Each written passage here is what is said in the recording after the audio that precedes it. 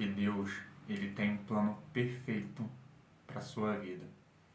E isso pode começar mesmo antes de você nascer. E eu quero trazer algumas experiências de vida, da minha vida, para poder contextualizar isso para você. Aqui, ó, no livro de Jeremias, capítulo 1, versículo 5, diz assim: Antes que te formasse no ventre te conheci, e antes de você nascer eu te consagrei. Isso é bem pertinente para a minha vida, porque quando minha mãe descobriu a minha gravidez, ela tentou me abortar de várias maneiras. Ela tomou chá, ela fez esforço, diz ela que ela pegou um bujão de gás e ficou carregando para poder tentar fazer o aborto.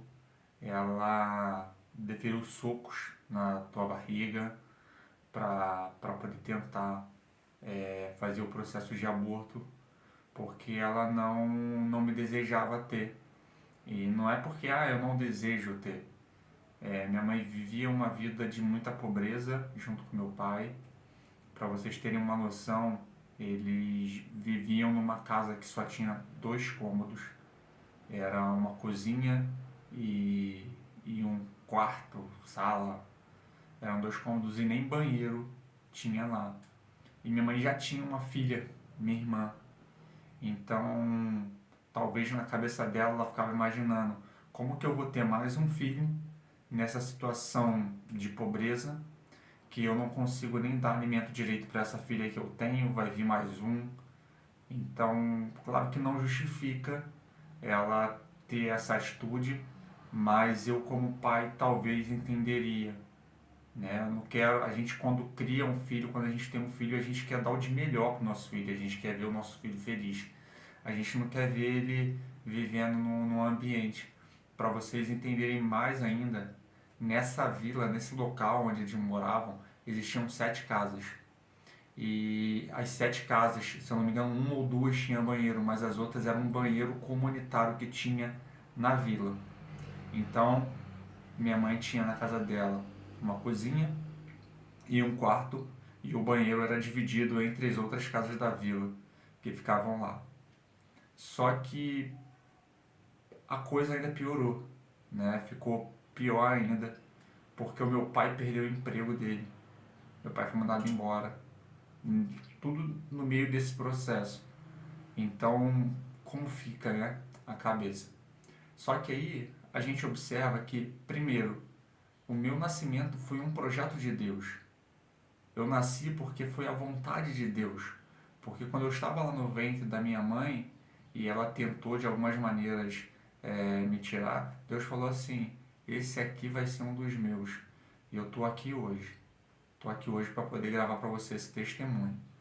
Só que aí, meu pai foi mandado embora, a cabeça da minha mãe ficou daquele jeito, e de repente no trabalho, na empresa, né, na fábrica que na verdade meu pai trabalhava, as coisas começaram a desandar. Começou tudo a dar errado lá. E aí o dono da empresa mandou um funcionário lá para poder chamar meu pai, porque ele foi uma das pessoas que haviam sido mandadas embora e falaram lá na empresa que ele que cuidava do tingimento das malhas, ele que fazia a coloração, então era um processo que estava tudo dando errado. E aí foi um funcionário lá, falou com meu pai, e meu pai falou o seguinte: não, não vou voltar, ele me mandou embora, eu não vou voltar, não quero voltar, mandou embora, procurou outro emprego. E aí não contente, ele mandou outro funcionário lá para poder falar com meu pai, o motorista dele.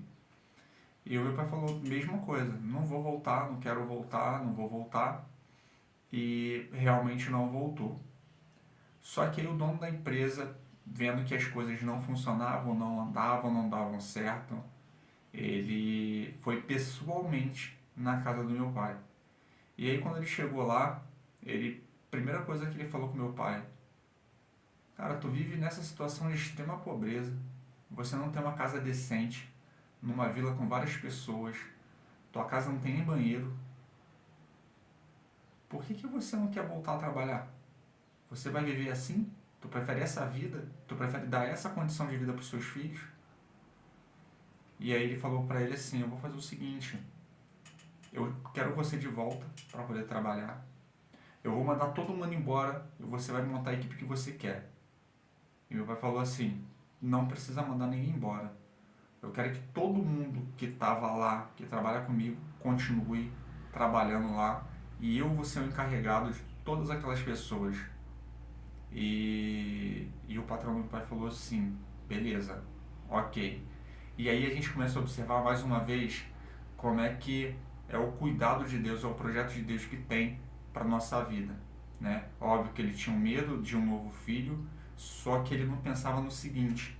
Aqui, ó, em Jeremias 29:11 diz assim: porque sou eu que conheço os planos que tenho para vocês, diz o Senhor, planos de fazê-los prosperar e não de causar dano, planos de dar a vocês esperança e um futuro.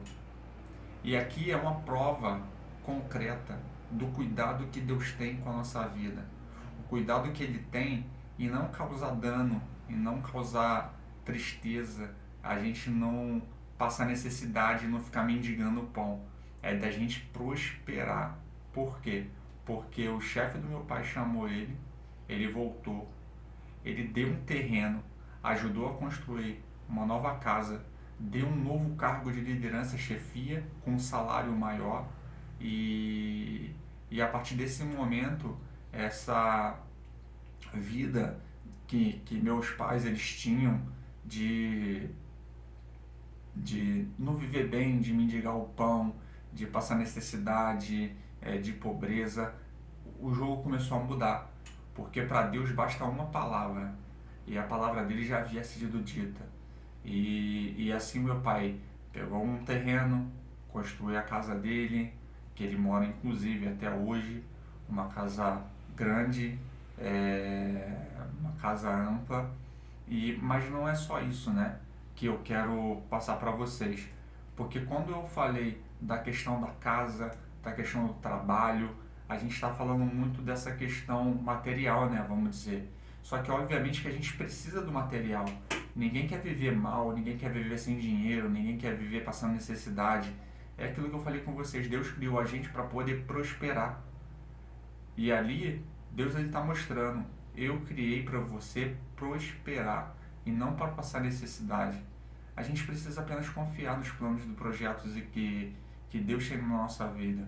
Esse é o principal fundamento, porque o crente ele vive pela fé, né? E a fé vem do confiar em Deus, porque Deus ele tem sempre o melhor para a nossa vida. E aí, onde estava o grande tesouro do meu pai? Já estava lá, que era minha irmã.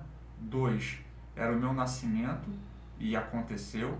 E terceiro, que era o nascimento do meu irmão. Então, a gente normalmente se apega muito a isso, mas o nosso grande tesouro, ele está na nossa família. A nossa família, ela é o nosso maior tesouro. E aí, ó, aqui ó, em Salmos 127, versículo 3, diz assim: os filhos são heranças do Senhor, uma recompensa que Ele dá. Como flechas na mão do guerreiro são os filhos nascidos na juventude. E aí você observa que meu pai, ele teve 3 flechas. Então, provavelmente, se ele continuasse naquela vida de extrema pobreza que ele vivia, essas flechas não teriam sentido, né? Porque não teriam alcance, eu não estaria aqui hoje para poder compartilhar essas informações com vocês, esse testemunho de quão grande Deus é, quão bom Deus é, quão maravilhoso e misericordioso, que as misericórdias do Senhor elas se renovam a cada manhã, porque Ele é bom o tempo todo, e é Ele que nos mantém de pé, Ele que nos levanta todos os dias para trabalhar, para poder estudar. Então, a última palavra é a dele. E só para fechar esse meu testemunho, esse agora, porque a gente, na nossa vida, a gente nem observa muitas vezes, mas muitas vezes tem ali o cuidado de Deus na nossa vida, e se a gente não analisar a situação, a gente vai dar a situação ao acaso. Ah, aconteceu porque teria que acontecer, aconteceu porque tinha que acontecer, ah, foi sorte. Gente, nunca é sorte. É sempre o cuidado de Deus na nossa vida. E aí, para vocês verem a questão das flechas, hoje a minha irmã ela tem uma liderança, um cargo de liderança na igreja dela, o meu irmão da mesma forma, e eu tenho a questão do canal, eu tenho uma ligação de estar sempre orando, jejuando, contribuindo, ajudando outras pessoas em oração, e também a questão do ministério, que eu também participo. Então, tudo isso aí a gente observa que lá antes de eu nascer já existia um projeto de Deus para que tudo isso acontecesse, fazia parte do plano dele. Então não era eu planejando nada, era Deus que já havia planejado todo esse caminho para a minha vida. E aí eu quero trazer uma outra palavra para vocês, que ela está em Ezequiel 37, versículo 1 e 2, e diz assim: A mão do Senhor estava sobre mim, e por seu espírito ele me levou a um vale cheio de ossos. Ele me levou de um lado para o outro, e pude ver que era enorme o número de ossos no vale, e que os ossos estavam muito secos.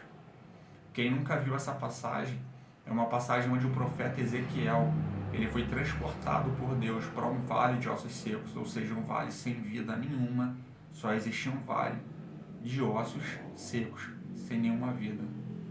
E Deus ele falou para o profeta Ezequiel o seguinte: você consegue profetizar a vida para esse vale de ossos secos? E Ezequiel ele falou para o Senhor assim: só tu o sabes. Então eu não sei de nada. Só o Senhor sabe se eu tenho essa possibilidade ou não. E Deus deu a ordem para Ezequiel: então você vai profetizar. Profetiza agora aí. Músculos, articulações, pele, para todos esses ossos. E assim Ezequiel fez. E aqueles ossos começaram a fazer um grande barulho se juntando e começou a criar articulação, musculatura, pele em todos aqueles ossos. Então passou a ter ali vida. Só que Deus falou para Ezequiel assim: mesmo que esses ossos tenham se levantado, se juntado, criado material, corpo, eles ainda têm vida? E Ezequiel falou assim: não, porque eles não têm espírito. E Deus falou assim: então profetiza espírito de vida nesses ossos, nesses materiais. E assim Ezequiel fez, ele profetizou, e daqueles ossos secos ali surgiu o exército de Israel, pelo que Ezequiel profetizou. E aí, por que eu estou falando isso para vocês? Porque tivemos um problema, né? Na nossa vida sempre tem aquele período de nebuloso, de muita tempestade, só que é onde a gente precisa perseverar, a gente precisa ter fé e acreditar. Mais uma vez, o crente vive pela fé. E aí, só para vocês terem uma noção, a minha mãe, ela teve um problema de epilepsia, então ela teve uma crise, se debateu no chão. Se não houvesse uma amiga dela naquele momento, ela provavelmente não aguentaria, porque ela dobrou a língua, a amiga dela segurou, enfim. A esposa do meu irmão, ela foi diagnosticada com câncer de mama e era maligno, era um câncer maligno, não era benigno. A minha irmã, ela tem 2 filhos, um menino e uma menina. E o menino, que é o mais velho, acabou de completar 18 anos há pouco tempo, ele começou a se desviar dos caminhos do Senhor. Então você vê uma família toda criada dentro do Evangelho, confiante em Deus. Chega um filho com 18 anos, ele começa a se desviar, porque começa a conhecer o mundo, começa a ver como é que as coisas estão, e começou a se desviar, conheceu uma menina, e acaba que ele não estava andando no caminho que a gente direcionou, que ele tinha que viver. Começou a se desviar, fez rebeldia contra o pai, contra os avós que criaram ele também. Então, uma situação muito complicada. Então a gente observa vários cenários, né, que tinham ali. Minha esposa, ela ficou desempregada, perdeu o emprego dela, e a gente observa que era desemprego, libertação, cura, tudo isso. E o que a gente decidiu? A gente decidiu se juntar, toda a família, fazer uma oração, uma corrente de oração, fazer jejum em prol de todas essas causas, né? E nessas orações a gente profetizava cura, libertação, prosperidade, foi tudo que a gente queria ali, né? Saúde, e assim Deus fez, Deus honrou a nossa vida.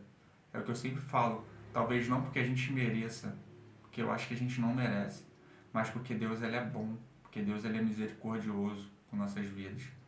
Então hoje minha mãe está controlada, não teve nenhuma crise mais. Minha cunhada, né, a esposa do meu irmão, está curada do câncer, não tem nenhuma célula cancerígena no corpo dela mais, porque Deus ele é poderoso demais. Minha esposa hoje, ela é uma empresária, ela abriu um negócio, é uma microempreendedora. E o filho da minha irmã, o meu sobrinho hoje, ele está voltando a caminhar na direção do Senhor. Passou numa faculdade federal, fez novos amigos, amigos mais conscientes, né? E que principalmente ele passou a respeitar o pai. E a Bíblia fala, né, que a gente para poder andar bem o nosso caminho, né, os nossos passos, a gente precisa primeiro honrar pai e mãe. E ele hoje, ele honra o pai e a mãe dele, ele respeita e ele não está tão com a cabeça naqueles caminhos tortuosos que às vezes a vida acaba nos levando. Que a Bíblia fala para a gente não se desviar nem para a direita nem para a esquerda, mas agora creio eu não, ele está caminhando junto com o Senhor, ele está passando pelo caminho que o Senhor traçou para a vida dele. E também acho que tudo faz parte de um processo, né? E esse processo muitas vezes dói, ele é cansativo, ele é dolorido, mas Deus ele não prometeu para a gente vida fácil. Ele prometeu que estaria do nosso lado em todo o tempo. E assim ele fez. E ele mostrou para a gente que realmente ele está do nosso lado durante o tempo inteiro. Seja para prosperar, seja para dar cura, seja para dar libertação. Porque Deus ele é bom. E as suas misericórdias, elas duram para sempre. A paz do Senhor a todos.